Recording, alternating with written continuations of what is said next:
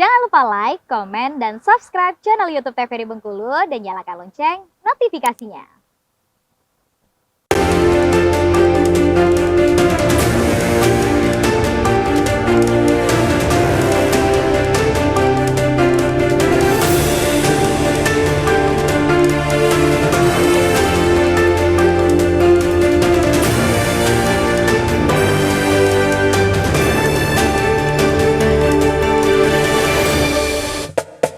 Ya, Assalamualaikum warahmatullahi wabarakatuh, pemirsa TVRI Bengkulu. Kebebasan pers merupakan batu penjuru dari setiap kebebasan individu yang demokratis.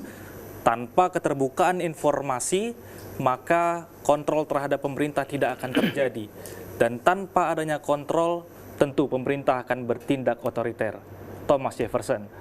Pernyataan dari Bapak pendiri bangsa Amerika Serikat ini sangat berkaitan erat dengan tema diskusi kita pada Brendo TVRI Bengkulu edisi hari ini, yaitu perlindungan terhadap profesi pers. Bersama saya, Poso Siregar, yang akan memandu Brendo edisi hari ini kurang lebih selama 1 jam ke depan. Sudah hadir juga di studio TVRI Bengkulu kedua narasumber kita. Saya perkenalkan terlebih dahulu pemirsa. Yang pertama ada Kak Zaki Antoni. Selamat datang, Kak. Selamat sore. Selaku Ketua Komisi Hukum PWI Pusat ya Bang ya? Ya. Persatuan Wartawan Indonesia ya Bang ya? Ya. Komisi Hukum. Ya. Gimana Bang hari-harinya Bang? Alhamdulillah sehat ya. Alhamdulillah sehat. Tadi sempat macet juga ya. Sempat macet ya Bang, sore jam pulang kerja nih? Iya, jam-jam ini. Jam-jam rawan. Udah banyak macet Bengkulu ya. Udah mulai metropolitan ya Bang ya? Ya. Menuju ya. Menuju.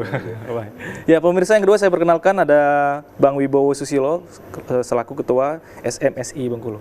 Selamat datang Bang. Selamat datang. Selamat sore, Assalamualum. Waalaikumsalam. Ya. Gimana Bang hari-harinya Bang? Alhamdulillah sehat walafiat, tepat waktu. Karena dekat kantornya sini kan. Lompat dikit sampai ya Bang ya? Ya sampai.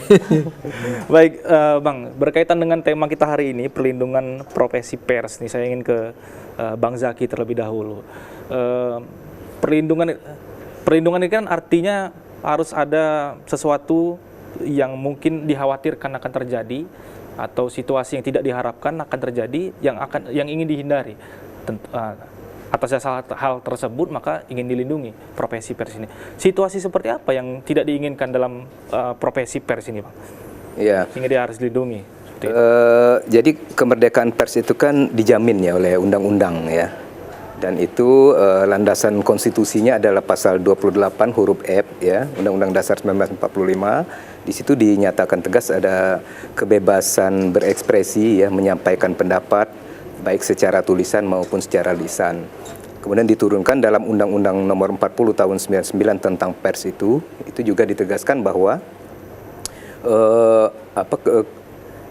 kebebasan pers itu adalah bagian daripada hak asasi warga negara. Dan wartawan yang melakukan pekerjaan kewartawanannya itu mendapat perlindungan hukum. Ya. Jadi Indonesia ini kita sudah memilih cara bernegara ini dengan cara berdemokrasi, dan salah satu ciri sebagai negara demokrasi itu adalah kemerdekaan pers. Ya. Tidak ada negara demokrasi itu tanpa pers yang bebas. Kita sudah mengalami 32 tahun pada zaman Orde Baru itu bagaimana tidak ada pers yang merdeka, ya, sehingga praktek korupsi, kolusi, nepotisme itu ya tidak ada yang mengawal, tidak ada yang berani mengkritisi. Siapa berani mengkritisi ya dibredel, dicabut siupnya kalau zaman dulu ya. Itu dialami Tempo, Kompas, dan beberapa surat kabar harian ya, sehingga pers pada saat itu betul-betul mandul. Nah, kita menemukan momentum itu pada Reformasi 98 ya. Ketika perjuangan itu yang diperjuangkan mahasiswa itu berhasil. Nah, salah satu kado istimewa yang berhasil dipersembahkan oleh mahasiswa itu adalah kemerdekaan pers itu. Yaitu lahirnya Undang-Undang Nomor 40 Tahun 99. Di dalam undang-undang itu tidak ada lagi proses izin untuk mendirikan perusahaan pers. Tidak ada lagi SIUP. Ya, cukup dengan Badan Hukum Perseroan Terbatas, dan setiap warga negara berhak ya untuk mendirikan perusahaan pers itu ya. Itu kebebasan yang sangat luar biasa sekali. Tetapi ya, kebebasan yang kita peroleh ini harus diisi dengan profesional. Nah, ini yang kadang saya termasuk otokritik juga terhadap kita di kalangan insan pers. Jangan kita setelah memperoleh kemerdekaan pers ini yang diserahkan oleh rakyat ya melalui reformasi itu, kemudian kita isi dengan cara-cara yang tidak profesional. Misalnya melanggar kode etik, melakukan penghakiman, membuat berita yang tidak berimbang ya. Kemudian menyerang sana, menyerang sini dengan etikat baik. Jangan lupa pasal 1 kode etik jurnalistik itu mengatur bahwa wartawan Indonesia di dalam menjalankan tugas-tugasnya tidak boleh dilandasi itikat buruk. Nah, itu bunyi kode etik itu. Oke, itu harus garis bawahi Ya, bahwa tidak boleh dengan itikat buruk. kebebasan ini harus disertakan dengan kebijaksanaan juga dalam. Iya, ada kearifan, ya kompetensi, ya pemahaman dan kesadaran gitu bahwa kita ini menjalankan tugas ini, kita ini mengabdi kepada publik. Oke. Ya, bukan mengabdi kepada siapa-siapa tapi mengabdi kepada publik, ya. Jagalah kepercayaan publik ini ya dengan cara ya menjalankan tugas-tugas kewartawanan ini dengan cara-cara yang profesional. Sudah diberikan hadiah reformasi Betul, berupa undang-undang pers iya. salah satunya ya Bang, undang-undang Betul, 49. Saya ingin ke Bang Wibowo nih. Berkaitan dengan pertanyaan tadi Bang. Perlindungan ini kan artinya harus diberikan ketika ada kekhawatiran terhadap profesi ini akan terjadi hal-hal yang tidak diinginkan. Seperti apa tanggapannya Bang? Ya, terima kasih. Jadi kalau dulu kita itu pers itu sendiri, tapi sekarang kita ada masyarakat. Kalau bahasa kerennya itu sekarang netizen lah. Jadi pers itu tidak sendiri sekarang. Ada juga yang backup kalau terjadi masalah. Makanya kita tidak usah khawatir ketika pers itu bekerja sesuai koridor Undang-Undang 40 tahun 99 dan kode etik juga peraturan-peraturan terkait lainnya.